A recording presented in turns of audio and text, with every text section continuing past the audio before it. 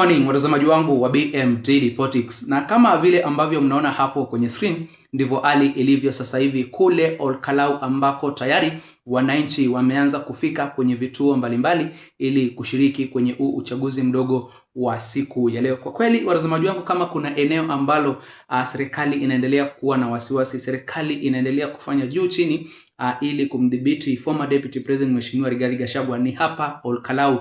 Na ni uchaguzi wa Olkalau watazamaji wangu ndio utakuwa unatupatia picha kamili ya uchaguzi mkubwa wa mwaka wa 2027. Kama uchaguzi utakuwa wa amani, basi tutajua kwamba 2027 mambo hayatakuwa mabaya. Kama utakuwa wa fujo, basi tutajua pale 2027 pia itakuwa fujo, kwa sababu ripoti ambazo tunaendelea kuzipata sasa hivi ni kwamba kuna uwezekano mkubwa zaidi ya 80% ya kwamba 2027 kutakuwa na fujo, ghasia kabla ama wakati wa uchaguzi ama baada ya uchaguzi wa mwaka wa 2027. Na hii fujo watazamaji wangu huenda ikakuwa mbaya zaidi kuliko hata ile ambayo tulishuhudia miaka 20 ambayo imeweza kupita, mwaka wa 2007 ambapo watu zaidi ya 1000 waliweza kupoteza maisha yao, watu wakapoteza mali zao, wengine wakakuwa displaced, wakapoteza wapendwa wao. Kwa hivyo hatutaki nchi ya Kenya iweze kurudia kwenye hiyo historia, na siku leo tunatumaini ya kwamba kila kitu kitakuwa shwari, hakutakuwa na visa vya fujo. Hata kama kumekuwa na visa ambavyo vimekuwa vikishuhudiwa hapo awali za mavamizi kwa viongozi wa DCP, guns wanawavamia, viongozi wa Linda Mwananchi wanavamiwa. Sasa hiki ni kipindi ambacho serikali lazima ikuwe angalifu sana, kwa sababu endapo usalama wa siku leo utazorota ama hawa maofisa wa polisi wenyewe waanze kuleta hizi fujo na ghasia, basi ina maana ya kwamba uchaguzi hautakuwa wa haki na usawa.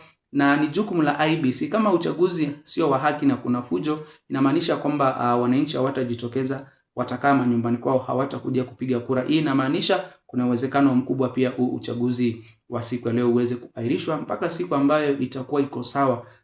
Joto la kisiasa limeweza kutulia, kwa sababu watazamaji wangu sasa hivi lolote linaweza kutokea. Unaweza sikia fulani amekamatwa, fulani pia amekamatwa, lakini sijui kama kweli wanaweza kumfikia former deputy president Mheshimiwa Rigathi Gachagua. Hata hicho kipindi chote cha campaign, Rigathi Gachagua yeye hajaweza kufika kule Olkalau. John Medhu, viongozi wengine wa bunge wa timu ya the United Opposition, wale ambao wana support DCP, wamekuwa wakijitokeza kwenye hiyo mikutano, lakini kiongozi kama Rigathi Gachagua, hata Rais William Samoei mwenyewe, party leader wa UDA, hakuweza kujitokeza kwenye huo uchaguzi wa kampeni mdogo kule upande wa Olkalau. Kwa hivyo watazamaji wangu, hali iko namna hiyo, na nataka kupatia fursa uweze kujionea vile hali ilivyo sasa hivi pale ground. Wananchi wanasema vipi wakati wanataka kuchagua kiongozi wao wa siku ya leo. Kabla sijakuwekea video mtazamaji wangu, ningependa kukumbusha tena ujiunge nami hapa BM Daily Politics kwa kusubscribe, na pia uweze kulike, kushare na comment, ndipo ujumbe ama hizo habari zetu ziweze kuwa recommended kwa watazamaji wengi zaidi.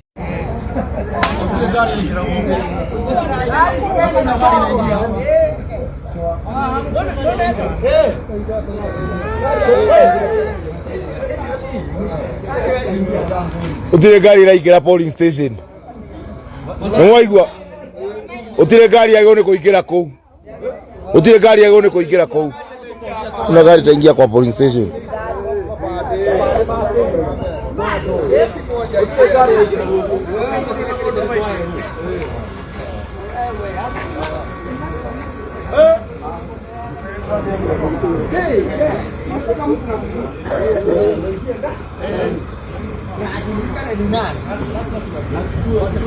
Bungle Olkalau, Kenyans have absolutely no reason to hold you in high esteem.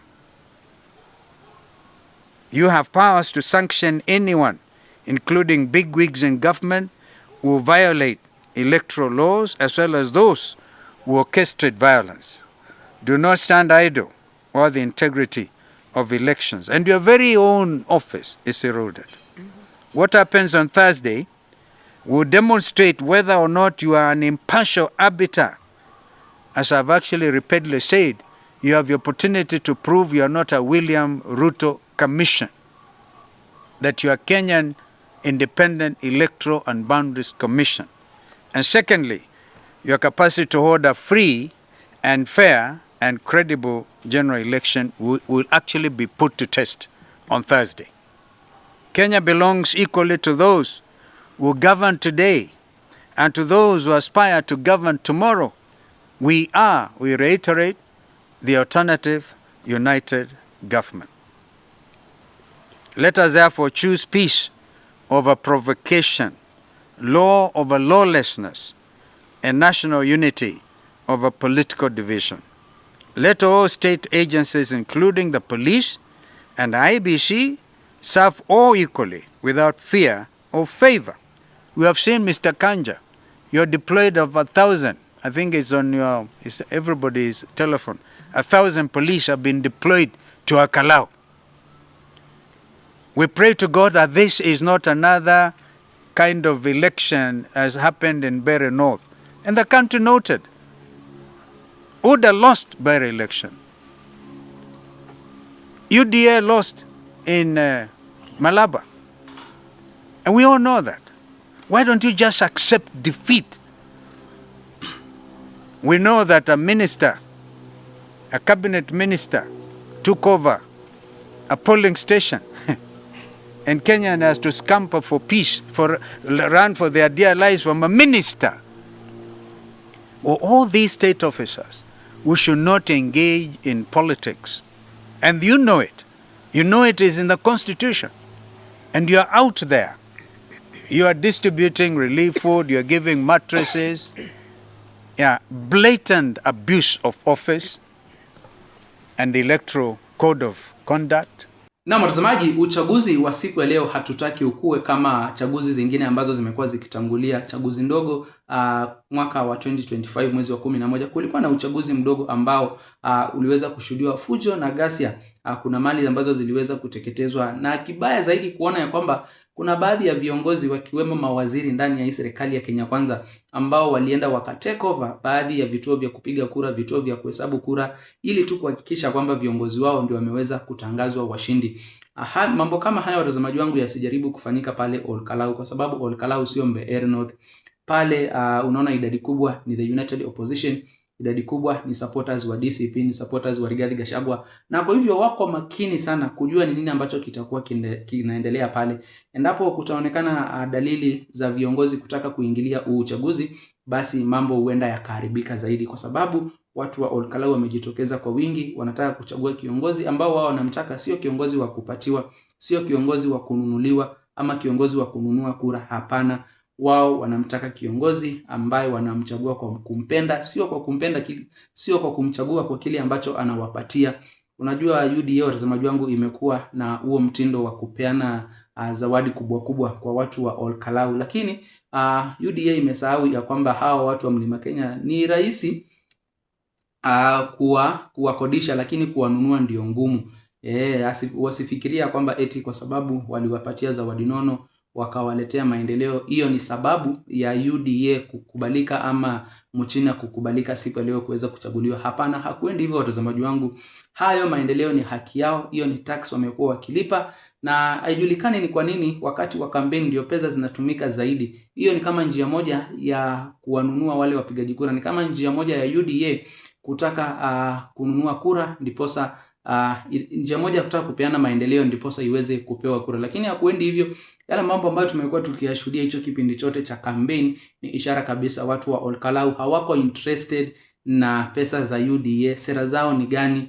Agenda zao ni gani? Ama agenda zao kitu cha kwanza ni pesa na kuwaletea maendeleo, alafu hakuna jambo lolote ambalo watakuwa wanafanyiwa. Kwa hivyo watu wa Mlima Kenya wamekuja kujanjaruka na kipindi hiki. Sijui kama pesa kweli zinaweza kununua kura za Mlima Kenya, ama pesa zinaweza kuwadanganya watu wa Mlima Kenya waweze kuchagua viongozi ambao hawakuwa wanawataka. Na komea hapo watazamaji, lakini ground sijui sasa hivi iko namna gani. Wewe kama uko pale kwenye eneo bunge la Ol-Kalau, leo unapigia kura yako kwenye kituo gani, na hali iko namna gani watazamaji wangu sasa hivi pale ground? Maofisa wa usalama wanaendelea kushika doria. Je, kuna visa vyovyote vya gonism ambavyo vimeweza kuripotiwa, ama kuna voter bribery cases ambazo ziko na dalili ya kwamba huenda zikashuhudiwa siku ya leo?